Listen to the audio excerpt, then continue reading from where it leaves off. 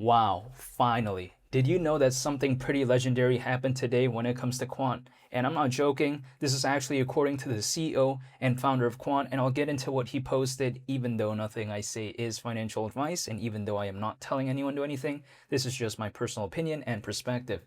So Gilbert Verdian, who we all know is the CEO and founder of Quant, he recently said how today we go live on mainnet with the Fusion rollup, which is allegedly the world's first ever multi-ledger rollup, connecting a grand total of 74 blockchain networks in one unified environment built for institutions.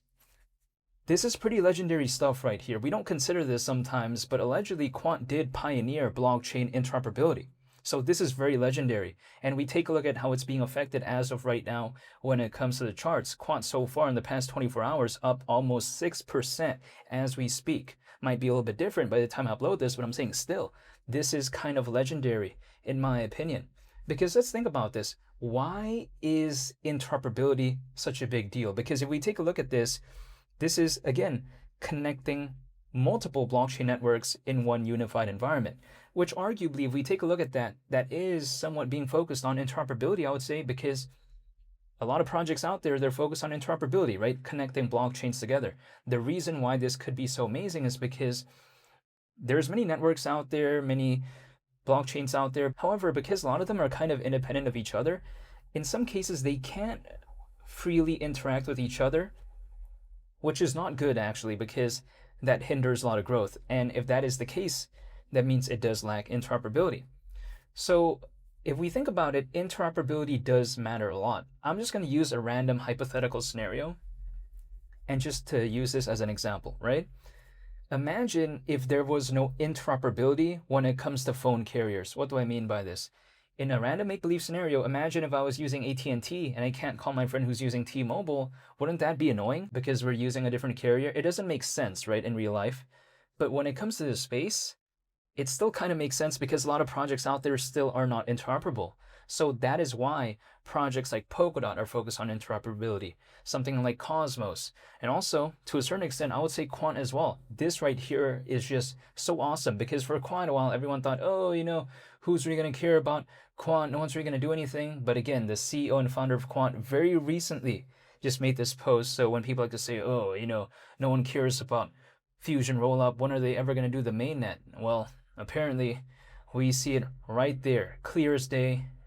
That is just so impressive. I think that people oftentimes kind of overlook just what Quant is doing. Quant's actually doing things. They're not focused on retail hype, not focused on chasing the next trend.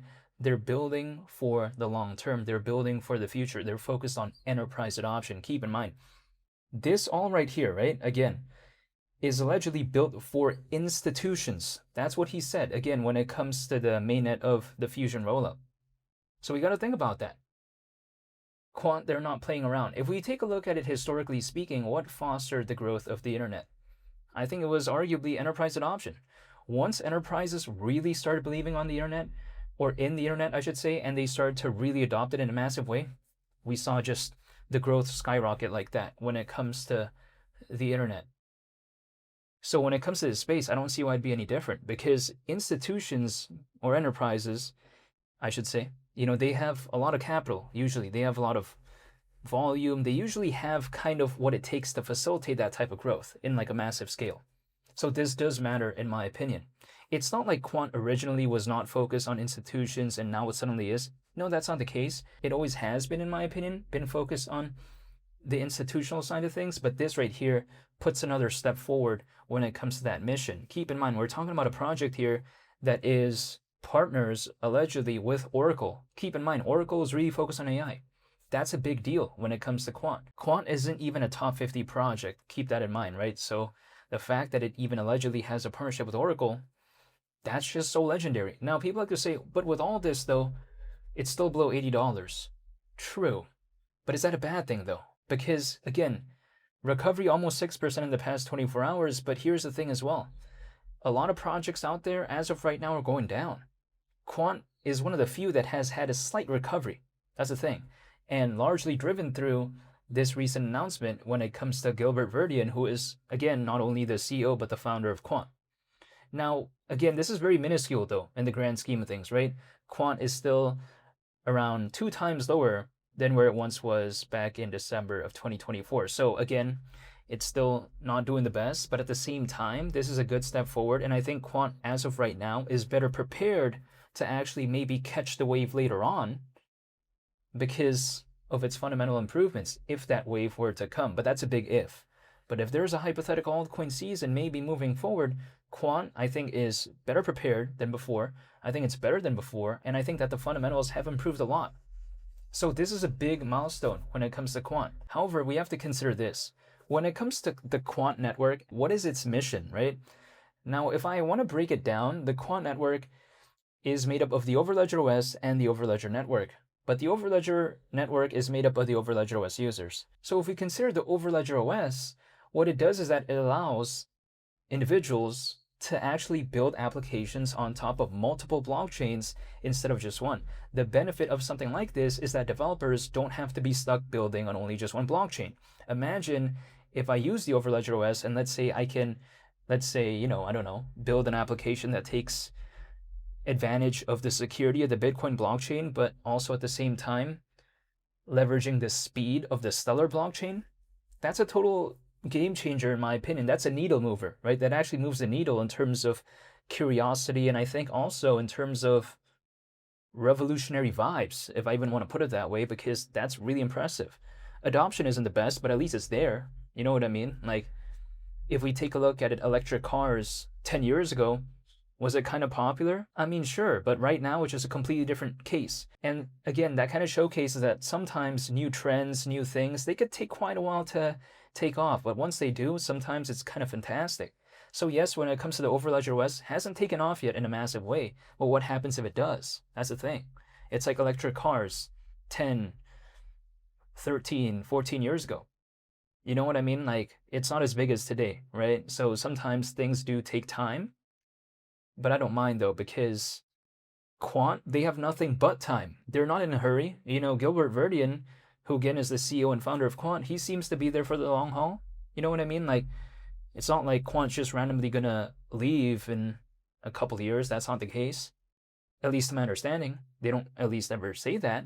So yeah, when it comes to Quant as of right now, this is a pretty legendary and monumental achievement, which of course I wanted to make a video on it because I think this showcases that if we consider Quant's journey from the creation of the Quant network by Gilbert Verdian, basically, back in 2015 up until right now, which we're in 2026, so over 10 years, basically.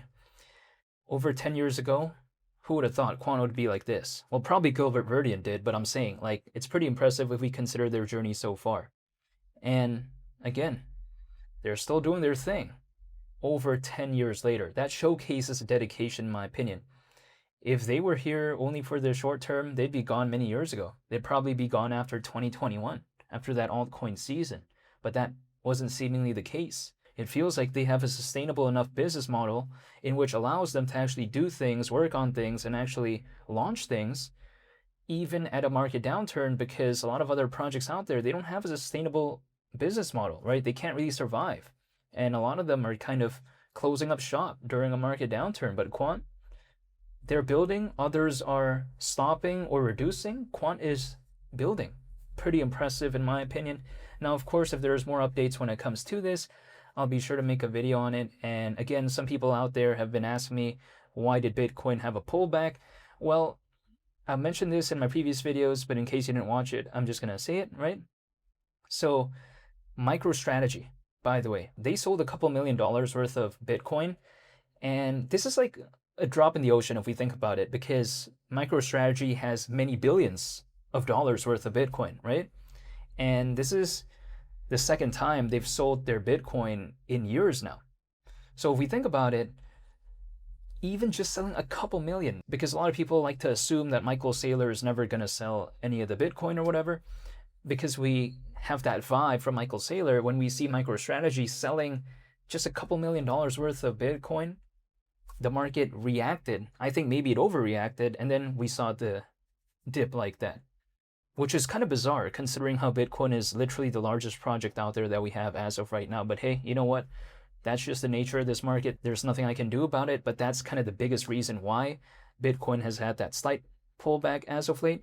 Now, overall, of course, the market sentiment isn't doing the best, but that kind of amplified it a little bit, right? When MicroStrategy sold a couple $1 million worth of Bitcoin.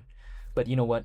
It's not like they sold a billion or something, or even 10 billion. They just sold a couple million. Like, it's not a big deal, in my opinion.